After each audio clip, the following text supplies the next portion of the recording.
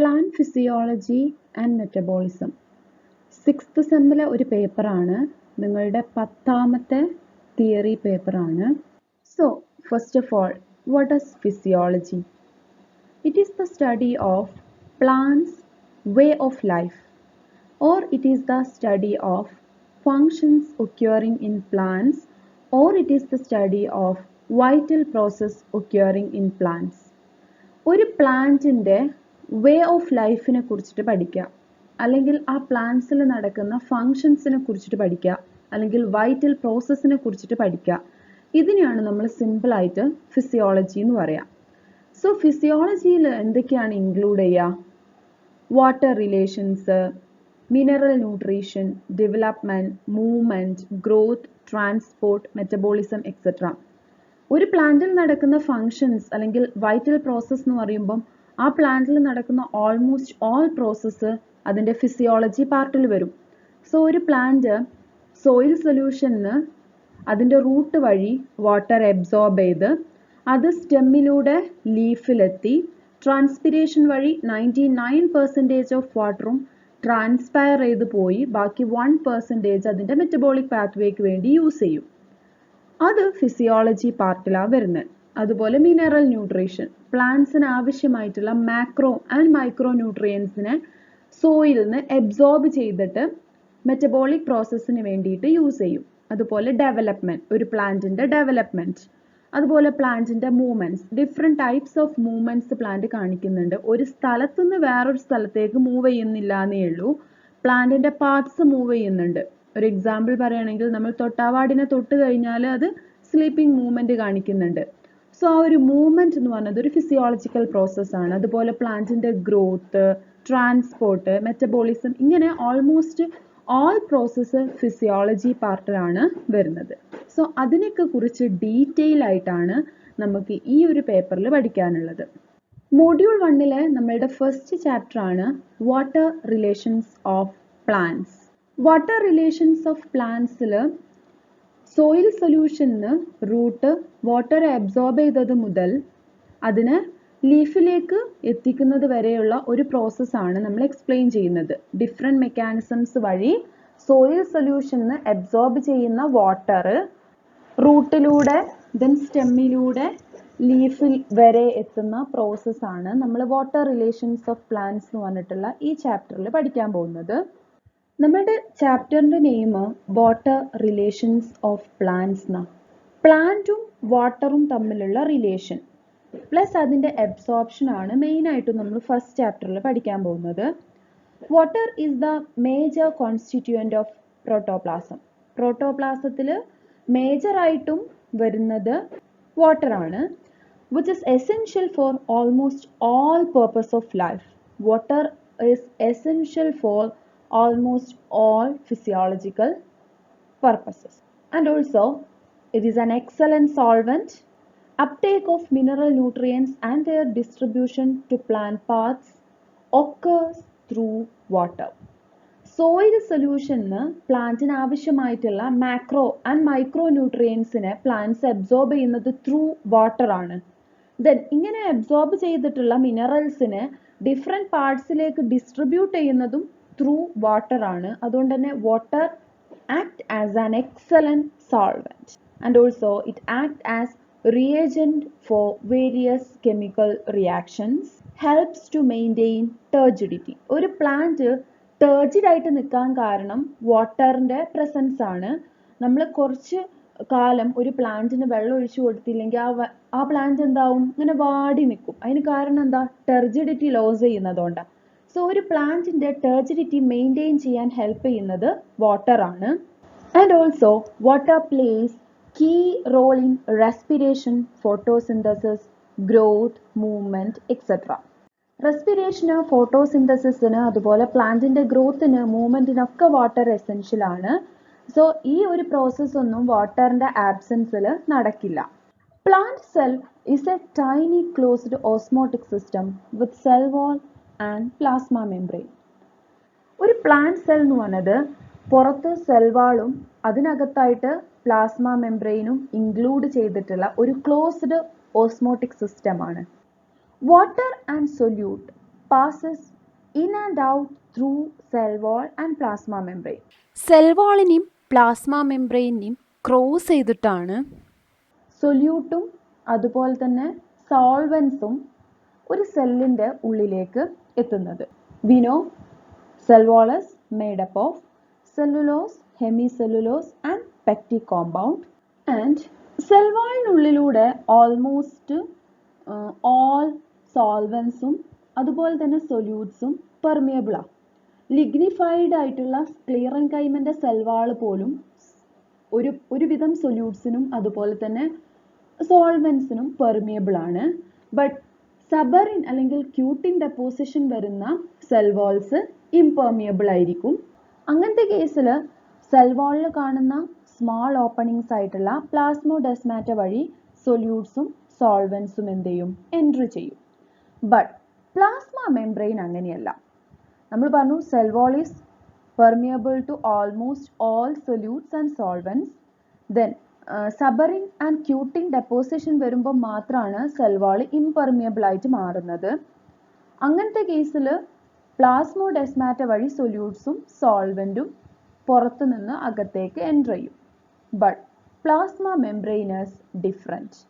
Cell wall പോലെയല്ല plasma membrane എന്ന് പറഞ്ഞത് it is differentially or selectively permeable.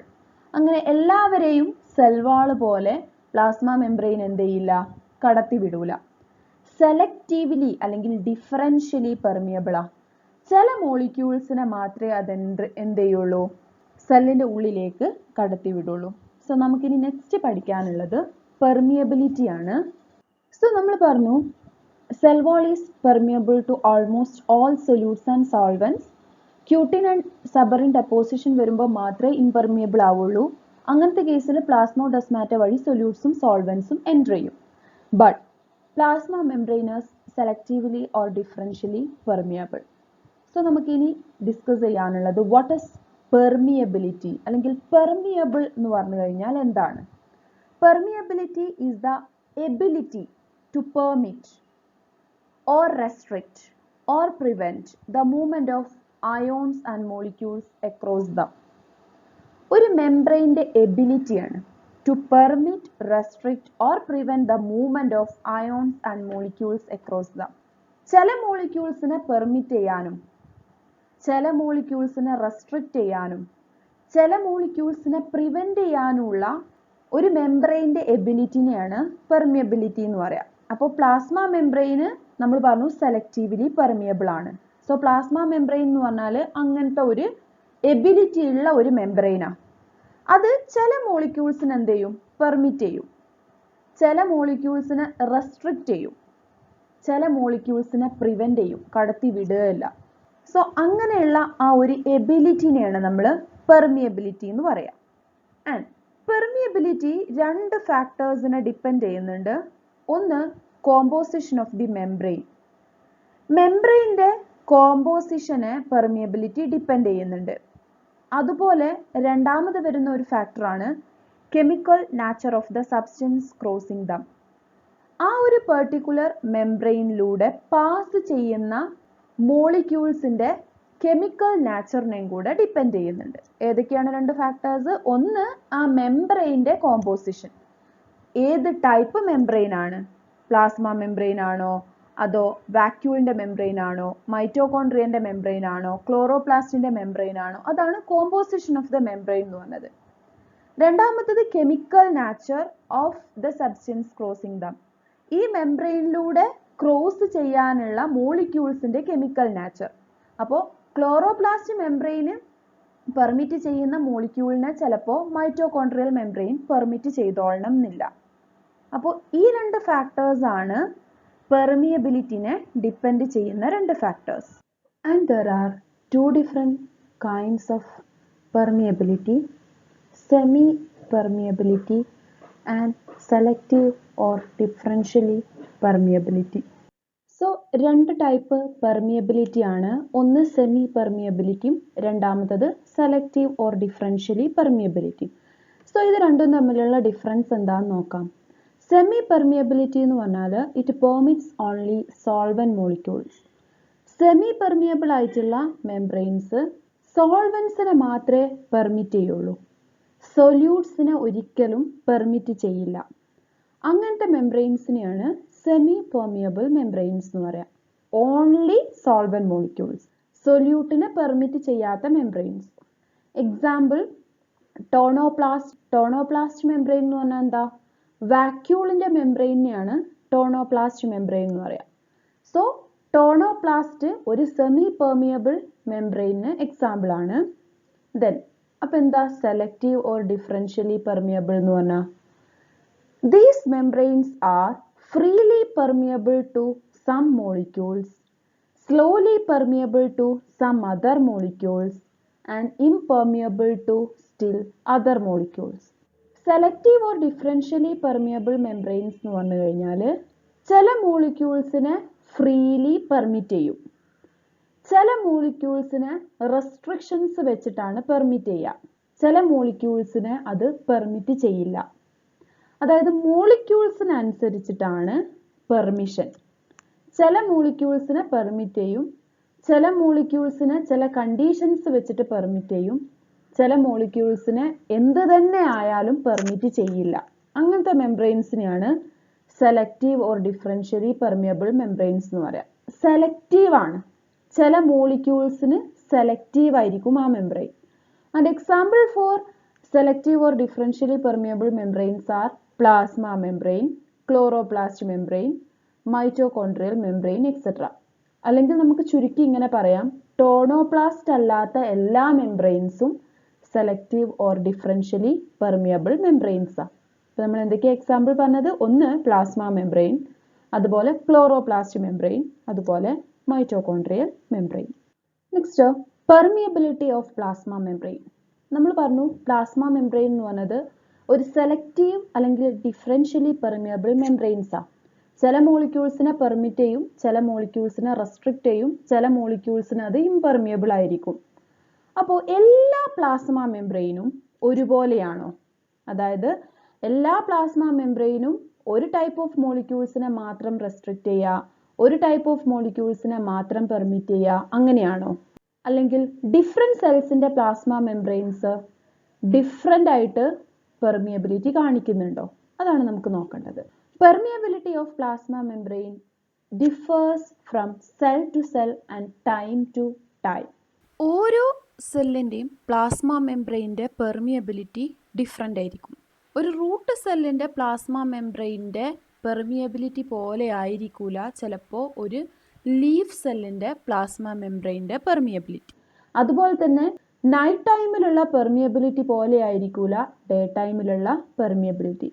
So cell to cell അതുപോലെ time to time plasma മെംബ്രെയിൻ്റെ permeability differences കാണിക്കും. അല്ലാതെ ഒരേ ടൈപ്പ് ഓഫ് പെർമിയബിലിറ്റി അല്ല എല്ലാ പ്ലാസ്മ മെംബ്രെയിൻസും കാണിക്കുന്നത്. In many cells there is an active transport of molecules across the membrane by utilizing energy. അപ്പോൾ നമ്മൾ പറഞ്ഞു പ്ലാസ്മ മെംബ്രെയിൻ ചില മോളിക്യൂൾസിനെ പെർമിറ്റ് ചെയ്യില്ല. അങ്ങനത്തെ കേസിൽ ഇംപെർമിയബിൾ ആയിട്ടുള്ള മോളിക്യൂൾസിനെ with the help of utilizing energy membranes എന്ത് ചെയ്യും? പെർമിറ്റ് ചെയ്യും. സോ അങ്ങനെ എനർജി യൂട്ടിലൈസ് ചെയ്തിട്ട് മോളിക്യൂൾസിനെ ഇൻടേക്ക് ചെയ്യുന്നതിനെയാണ് ആക്റ്റീവ് ട്രാൻസ്പോർട്ട് എന്ന് പറയാം. സോ ഇംപെർമിയബിൾ ആയിട്ടുള്ള മോളിക്യൂൾസിനെ ആക്റ്റീവ് ട്രാൻസ്പോർട്ട് വഴി എനർജി യൂട്ടിലൈസ് ചെയ്തിട്ട് പ്ലാസ്മ മെംബ്രെയിൻ എന്ത് ചെയ്യും? പെർമിറ്റ് ചെയ്യും.